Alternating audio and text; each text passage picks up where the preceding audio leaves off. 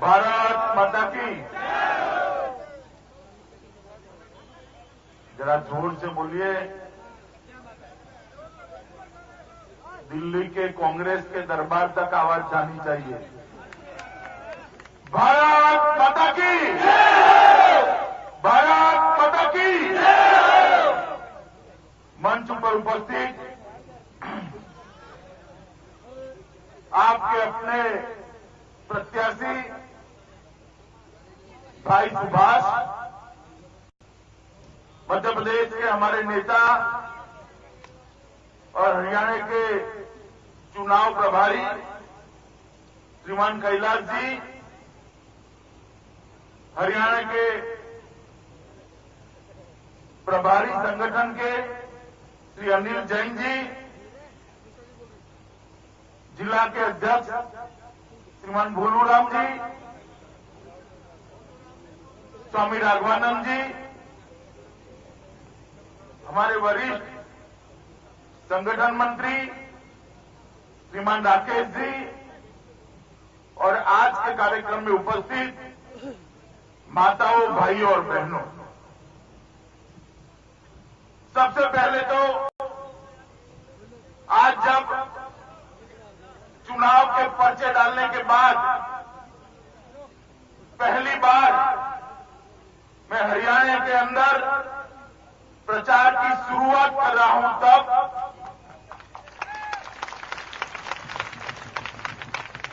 ये वीर भूमि हरियाणा के सभी मतदाताओं का भारतीय जनता पार्टी की ओर से हृदय से अभिनंदन करना चाहता हूं, क्योंकि आज जो दिल्ली में सरकार बैठी है, नरेंद्र मोदी जी की सरकार, भारतीय जनता पार्टी की सरकार, वो सरकार बनाने के लिए हरियाणा की जनता ने हृदय खोलकर आशीर्वाद भारतीय जनता पार्टी को दिया है। 10 में से 8 सीट भारतीय जनता पार्टी को देकर आपने मोदी जी को वहां बिठाया है। इसके लिए पूरे हरियाणा की जनता का मैं अभिनंदन करना चाहता हूं। मोदी जी आए थे, उन्होंने कहा है कि हरियाणा का ऋण है भारतीय जनता पार्टी पर कि 10 में से 8 सीट भारतीय जनता पार्टी को हरियाणा ने दी है। मित्रों, 10 साल के कांग्रेसी शासन के बाद पहली बार पूर्ण बहुमत की भारतीय जनता पार्टी की सरकार दिल्ली में स्थापित करने में ये वीर भूमि हरियाणा के लोगों का बहुत बड़ा योगदान था। और आपने जो सरकार बनाकर भेजी है, उसने 100 दिन में काफी कुछ किया है, काफी कुछ किया है। और अभी तो 5 साल पूरे बाकी है काम करने के लिए। आप मेरी बात याद रखना, 5 साल के बाद जब भारतीय जनता पार्टी वोट मांगने आएगी, आप लोग कहेंगे वोट मांगने की जरूरत नहीं है, हमारे वोट पर आपका अधिकार है।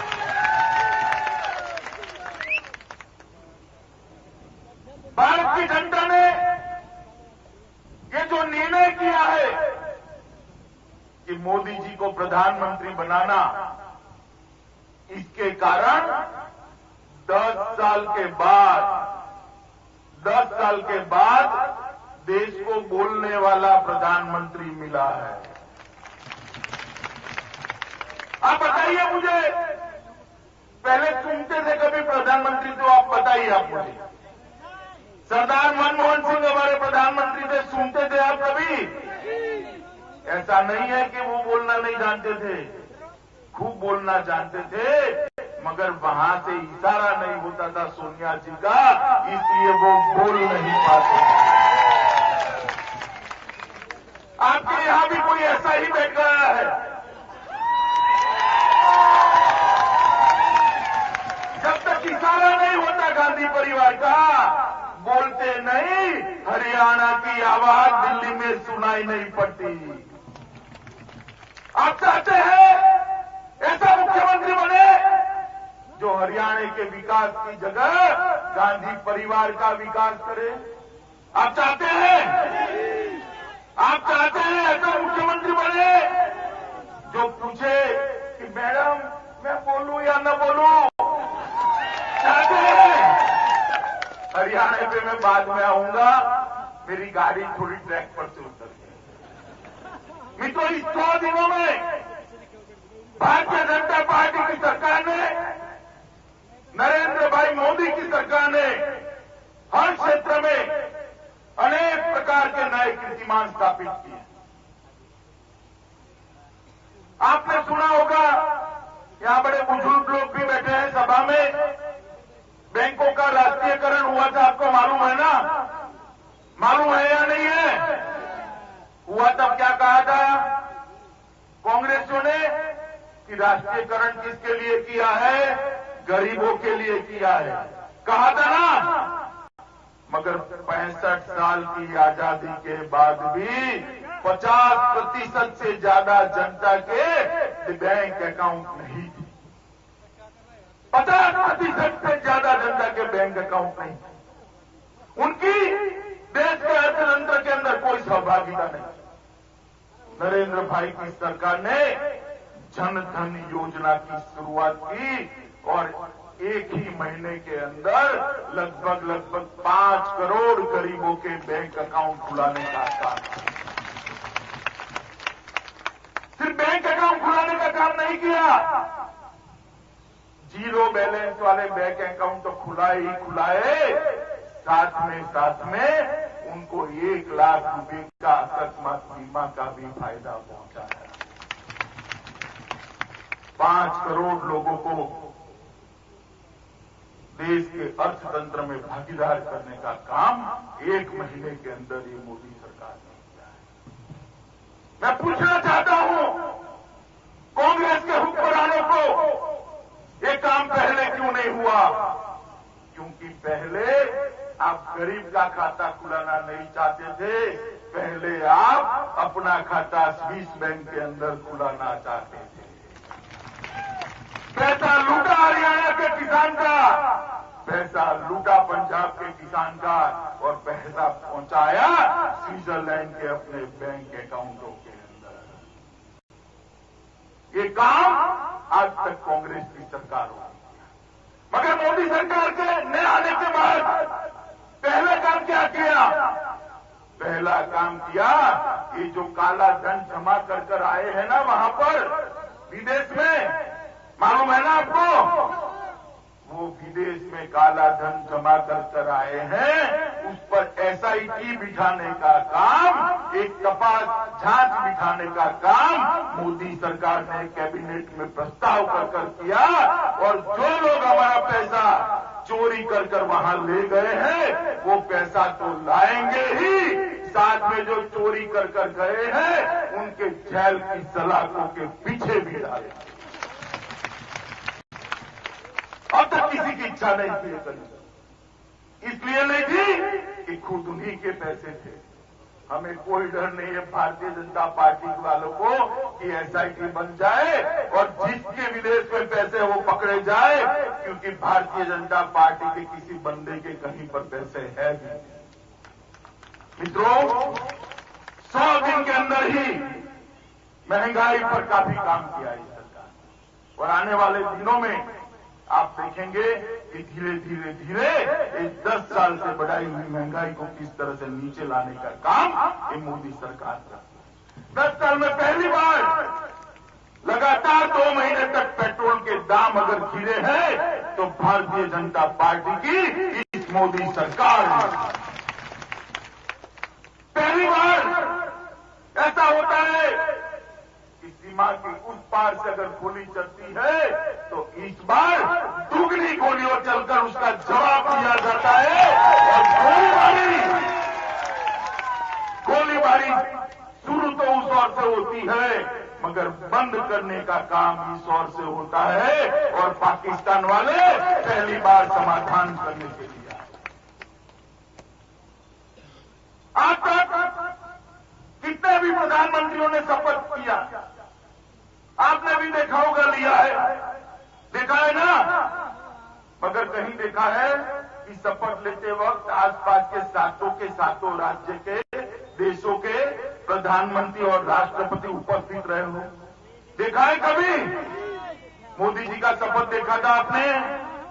पाकिस्तान का प्रधानमंत्री था, नेपाल का प्रधानमंत्री था, श्रीलंका के राष्ट्रपति थे, बांग्लादेश की प्रधानमंत्री थी, सब लोग यहां पर आए।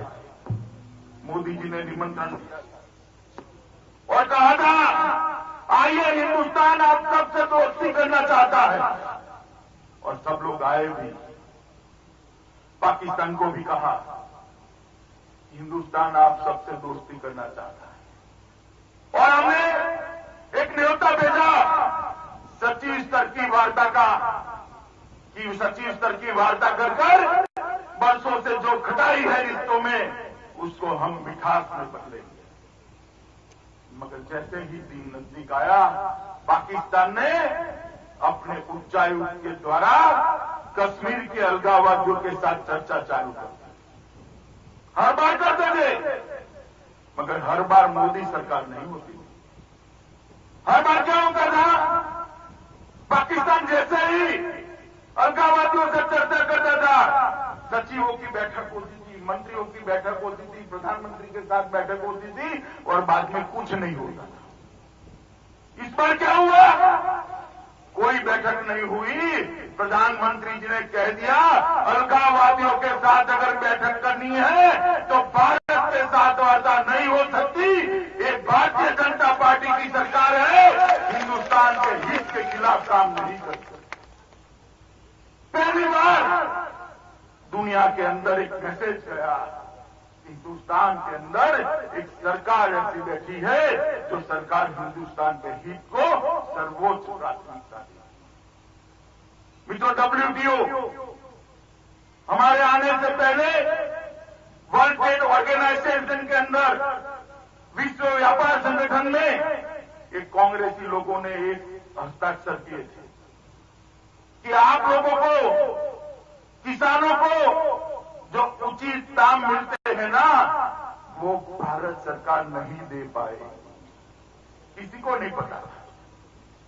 जब भारत में भारतीय जनता पार्टी की सरकार आई, मोदी जी की सरकार आई, और WTO की मीटिंग हुई और दस्तावेजों को देखा गया, तब मोदी जी ने कहा कि जिसका जो दबाव हो हम भारत के किसानों के हित पर कालिक नहीं पहुंच सकते। WTO की इस बात को हम नहीं मानते। बड़े बड़े देशों ने दबाव पैदा किया, मगर मोदी जी ने कहा अगर हम उचित दाम नहीं देंगे तो मेरा किसान आत्महत्या करेगा। हमारे लिए किसान का हित सर्वोपरि है, आपका WTO का हित सर्वोपरि नहीं। तो कई काम ऐसे हुए जिसके कारण आज देश के अंदर एक नया विश्वास पैदा हुआ है। जनता का अपने नेता में विश्वास है, ब्यूरोक्रेट्स का अपने प्रधानमंत्री में विश्वास है, और मंत्रियों का अपने प्रधानमंत्री में विश्वास है। और इसके कारण देश के अंदर एक नई शुरुआत है। देश के पूरी दुनिया में एक प्रकार की स्वीकृति मिली। जापान हो या चीन, अमेरिका हो या इंग्लैंड, सब चाहते हैं कि मोदी जी आए और उनके देश के साथ चर्चा करे, लाल झांझम बिछा कर सकते।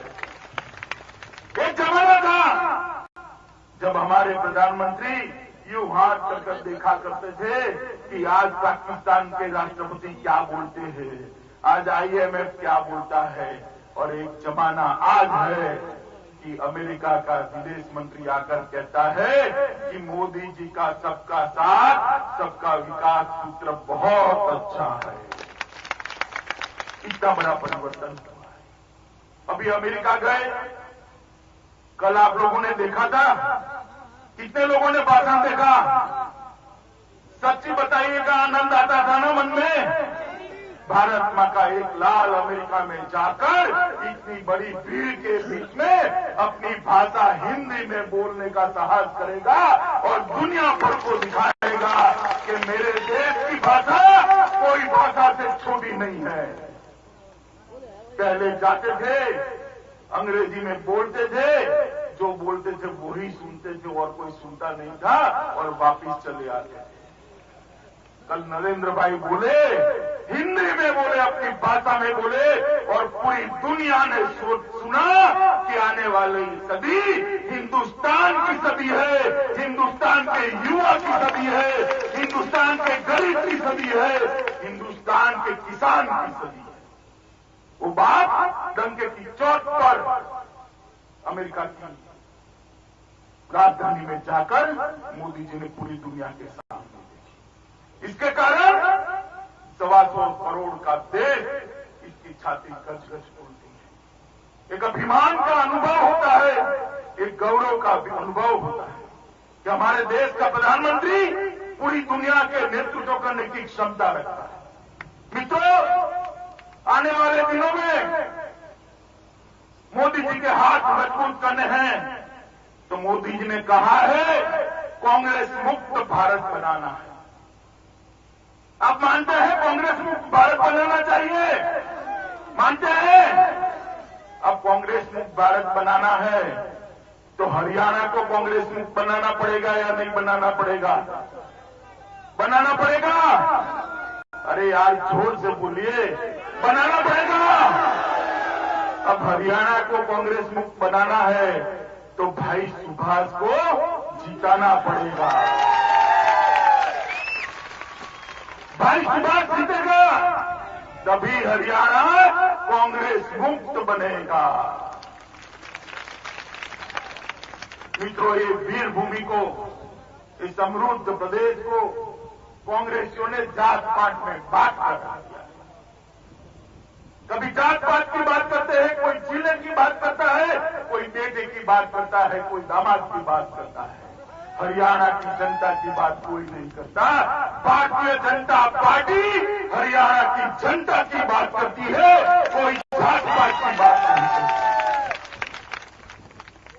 एक जमाना था जब सबसे ज्यादा कृषि विकास दर हरियाणा का था। आज देश भर में हरियाणा का कृषि विकास दर 18वें स्थान पर पहुंच गया है।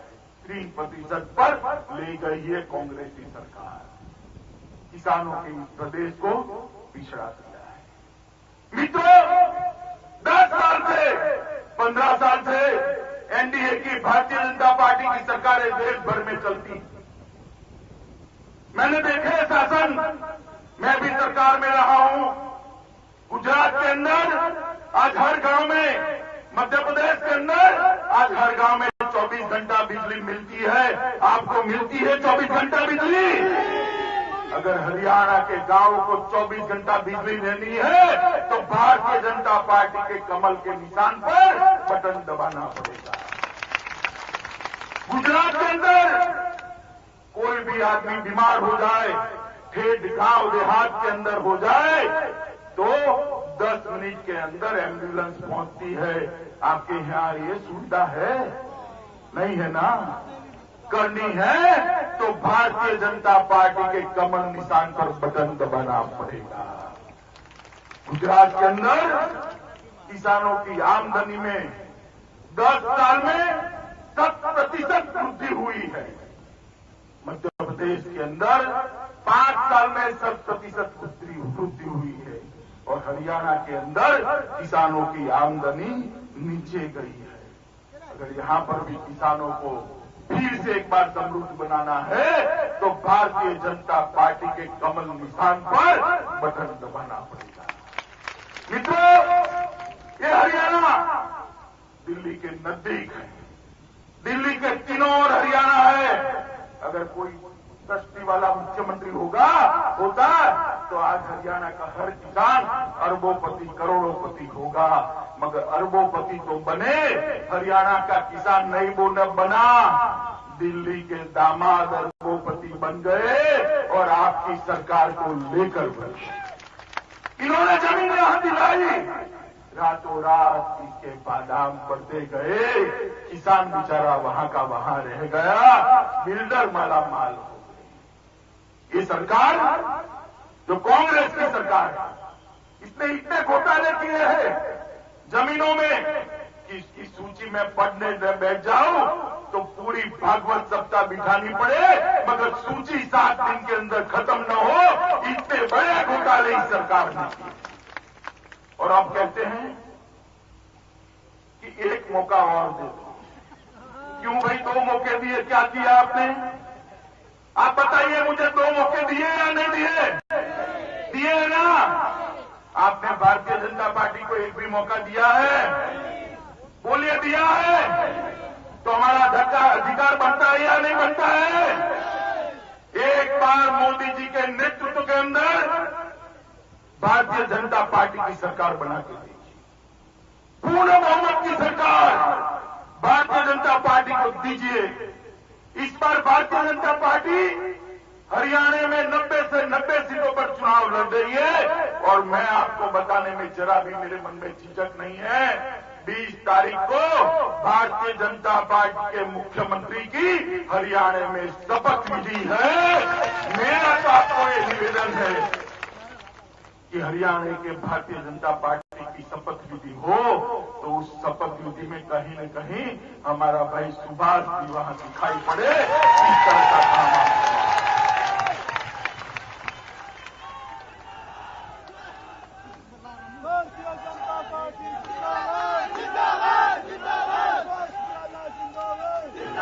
मित्रों, 20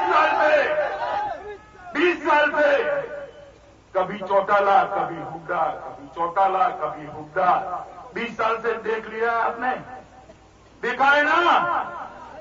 एक आता है तो भ्रष्टाचार करता है, दूसरा आता है तो गुंडागर्दी भी करता है और भ्रष्टाचार भी करता है ना? भारतीय जनता पार्टी को लाओगे तो गुंडागर्दी भी बंद होगी और भ्रष्टाचार भी बंद होगा और हरियाणा का विकास। मुझे एक भाई बता रहे थे कि भाई साहब हमें कोई करप्शन का बहुत ज्यादा चिंता नहीं है। मैंने बोला भाई क्यों? कि कुछ लोग तो आते हैं वो लूटते भी है और मारते भी है, दोनों करते हैं, तो लूटने वाले का कम डर लगता है। मैंने बोला भले आदमी लूटते हैं और मारते, उसके भय से लूटने वाले को लाते हो तो उसकी जगह ऐसा लाओ जो लूटे भी नहीं, मारे भी नहीं और आपको खुशहाल बना दे। वो भारतीय जनता पार्टी है और कोई नहीं है।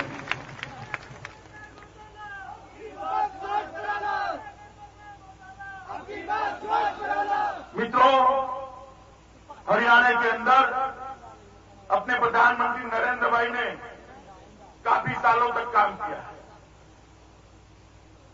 हरियाणा के चप्पे चप्पे को वो जानते हैं, हरियाणा की समस्या को वो जानते हैं, हरियाणा के लोगों को वो जानते हैं। संगठन का काम नरेंद्र भाई ने यहां लगभग 10 साल तक किया है। और नरेंद्र भाई जब दिल्ली में प्रधानमंत्री बने हैं तो एक बार उनके अनुकूल सरकार आप यहां दे दीजिए, बाद में देखिए मोदी जी हरियाणा का ऋण किस तरह से उतारते हैं, हरियाणा का विकास किस तरह से करते हैं। आने वाले दिनों में जात पात की बात करने वाले लोग आएंगे, प्रदेश की बात करने वाले लोग, प्रदेशवाद की बात करने के वाले लोग आएंगे, जिले की बात करने वाले लोग आएंगे। मैं आपके माध्यम से पूरे हरियाणा की जनता को अपील करना चाहता हूं कि हरियाणा की जनता इस बार जात पात में न पड़े, हरियाणा की जनता प्रदेशवाद में न पड़े, हरियाणा की जनता हरियाणा के विकास पर मोहर लगाए, कमल के निशान पर मोहर लगाए। हरियाणा की जनता भाई नरेंद्र मोदी के हाथ मजबूत करे। मोदी जी हरियाणा का विकास करना चाहते हैं, उनको एक साथीदार चाहिए जो उनकी विकास की योजनाओं को करप्शन करे मगर हरियाणा में नीचे तक पहुंचा दे। अभी क्या कुछ लोगों ने गप चलाया है कि चावल की खेती करने वाले किसानों को दाम इसलिए नहीं मिलते कि मोदी सरकार ने चावल की निकास पर प्रतिबंध लगाया है। मित्रों, इससे बड़ा झूठ कोई और हो नहीं सकता। बड़ा झूठ चला है। और जिन्होंने झूठ चलाया है, इन्होंने पाप किया है, किसानों की भावनाओं के साथ खिलवाड़ किया है। कोई प्रतिबंध नहीं है। और चावल के दाम ठीक नहीं मिल रहे हैं युवराज जी, तो उसका कारण है 4% शेष मंडी पर आपने लगाकर दे दी है।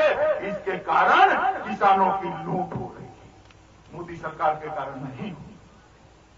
आने वाले दिनों में किसानों के विकास के लिए बहुत बड़ी कार्य योजना भारत सरकार बना रही है। पूरे देश के किसानों, हिमालय से लेकर दिल्ली तक के उत्तर के किसानों के लिए एक अलग ब्लूप्रिंट है। जहां पानी है वो किसानों के लिए अलग ब्लूप्रिंट है। राजस्थान, गुजरात ऐसे मरुभूमि जो सूखा प्रदेश है, वहां के लिए एक अलग योजना बनी हो। दक्षिण के किसानों के लिए एक अलग योजना बनी। मगर ये योजना हरियाणा में तभी लागू हो सकती है जब यहां पर भारतीय जनता पार्टी की सरकार है। अगर इस बार हरियाणा की जनता भूल करती है तो आप मान लेना कि फिर से आपकी जमीन कोरियों के दाम दिल्ली के बाजार में हराज होगी और आपके हाथ में कुछ नहीं आएगा। इनके दामादों के पेट भरेंगे, दामादों के बंगले बनेंगे और कुछ नहीं होगा। मित्रों, आने वाले 15 तारीख को परिवर्तन का दिन, हरियाणा के अंदर पूर्ण बहुमत की भारतीय जनता पार्टी की सरकार बनी। हरियाणा के अंदर भारतीय जनता पार्टी का मुख्यमंत्री बिठाना है। हरियाणा के अंदर भाई नरेंद्र मोदी का साझीदार बिठाना है। अगर मेरे सामने यहां पर जितने इस हल्के के मतदाता उपस्थित हैं, सब तय कर ले कि 25-25 वोट आप दिला पाएंगे तो सभी लोगों की जमानत जब्त हो जाएगी। आप मुझे बताइए, आप लोग आने वाले 15 दिनों में 25 लोगों को भारतीय जनता पार्टी को वोट देने के लिए समझा सकते हैं या नहीं समझा सकते? समझा सकते हैं? समझाएंगे।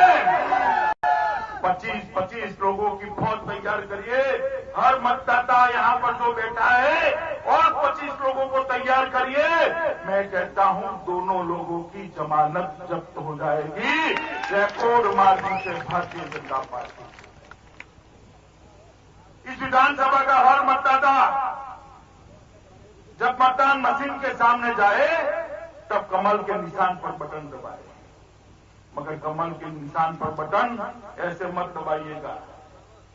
कमल के निशान पर बटन इतनी जोर से दबाइएगा कि बटन तो हरियाणा में दबे, करंट इटाली में जाकर लगे। इस तरह से बटन दबाए। मित्रों, बहुत ढूंढता है हरियाणा। अब बारी है हरियाणा के विकास की। बहुत मौके दिए लोकदल को, बहुत मौके दिए कांग्रेस को। अब बारी है भारतीय जनता पार्टी की। और भाई सुभाष, आप लोग यहां से संकल्प कर जाइए कि हर मतदाता यहां जो आया है वो 25 वोट भारतीय जनता पार्टी के लिए इकट्ठा करे और मतदान मथक पर ले जाकर कमल के निशान पर बटन दबाए। कर पाएंगे? पक्का? तो मेरे साथ बोलिए, दोनों हाथ खड़े कर जोर से मुट्ठी बांधकर भारत माता की, भारत माता की, भारत माता की, वंदे मातरम।